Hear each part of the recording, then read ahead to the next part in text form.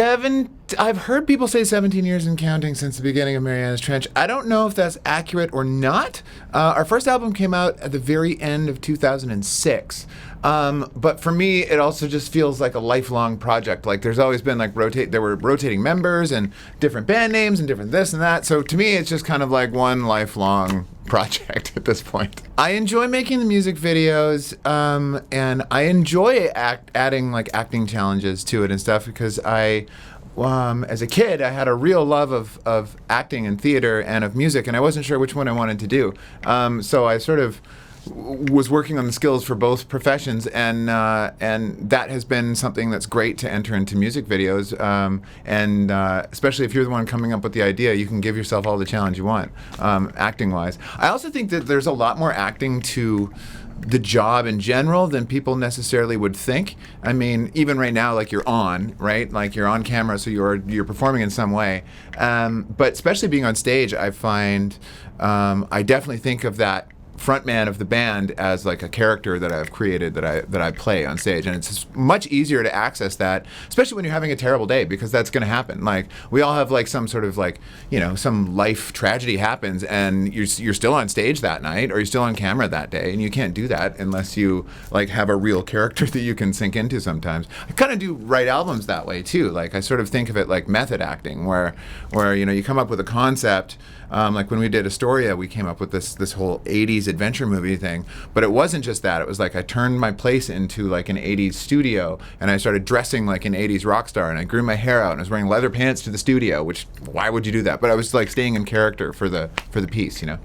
The Goonies isn't specifically important to me. What I wanted to do was you know, I really like to have some sort of backdrop concept with which I can set an album. And there's a very specific set of reasons for that. One is it makes me make songwriting choices that I wouldn't have necessarily made otherwise. And it can also be a great jumping off point for merch ideas, for the look of the band, the personality of the album cycle and the tour, and the sort of the branding of it. So that's why I've always kind of done that, and I need something that inspires me to go a certain direction, which I've done sort of on each of our records, something drastically different, which is why all of our albums are so different from one another. But with the Astoria one, I wasn't so specifically thinking the Goonies. I was thinking 80s coming-of-age adventure movies. So it's sort of a lot of Spielberg type of things, but also even more modern-day things like Stranger Things or Super 8 or some of that stuff, you know, with fantastical coming-of-age adventure stuff. And I wish that there was just a name for that genre, something succinct like thriller, but there isn't. So I was just looking around for like, what's a name that would suggest all of that, because coming-of-age 80s adventure movie is not a good album title, kids. And my friend Brett, who was guitar teching for us at the time, said, what about Astoria? That's where the Goonies takes place. And I just thought it was a really pretty word and a nice title. And I immediately started thinking of what are funny ways we could use to rhyme with that, like Astoria, warning ya, but Boria, and all of this stuff started coming, and immediately I knew that was the title because it was already inspiring ideas.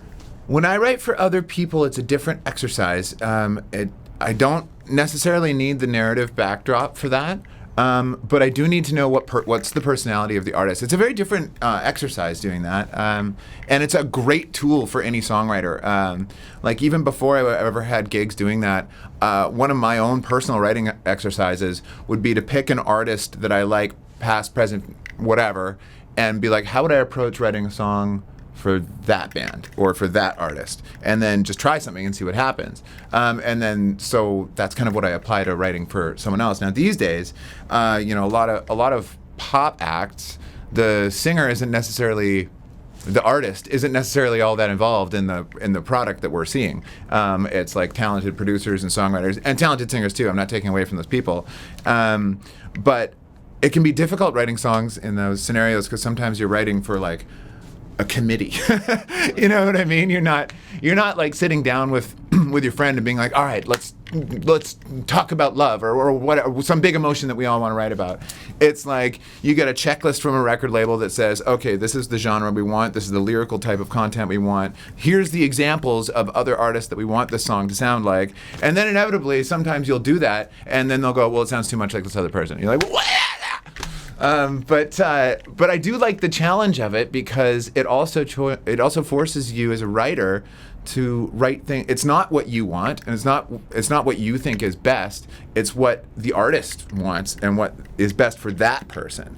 And that's a great challenge. And I mean, especially when you're working in a genre that you don't write in. Like, and then you have to pick up tools and tricks that they use. Like, you know, I did a couple of songs on a few country records. Now that's not something I would ever have done naturally, but it was great because then I picked up a few tricks that they use in country that I can still bring back and use on whatever I want. You know, it's a great learning tool. I would love to score something eventually. It's very time consuming. I mean, writing an album is time consuming too.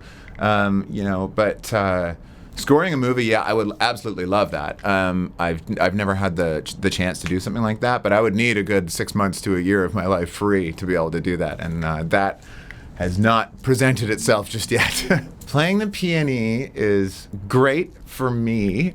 I will say why. I think at this point, I have probably played in every venue in Vancouver, certainly. And you would think that I might be like, oh, it's the best playing at like Rogers or the Coliseum or something. Honestly, playing at the P&E is much more fun for us because when you're from a city and you play one of those big shows, everyone you've ever known needs guest list spots, and their friends, and their friends. All of a sudden, you've got a guest list that's like 5,000 people that's impossible to keep organized. It's super stressful, and it never fails. Like 10 minutes before you go on, and Uncle Doug can't get in, and he's not on the guest list for some reason, even though you put his name in there, and they're going like 3 minutes. So playing at the P&E is always a lot of fun because it's not that kind of show. It's just a fun, everyone can get in. We don't have to worry about any of that stuff, and I can just go out and have fun with my friends in my beautiful city. We've been working on new material. I was really glad that Rhythm of Your Heart kind of happened when it did. It's kind of funny. That song was an accident. I originally wrote like the backing track to it, like the music. I had written like 3 or 4 years ago, I think.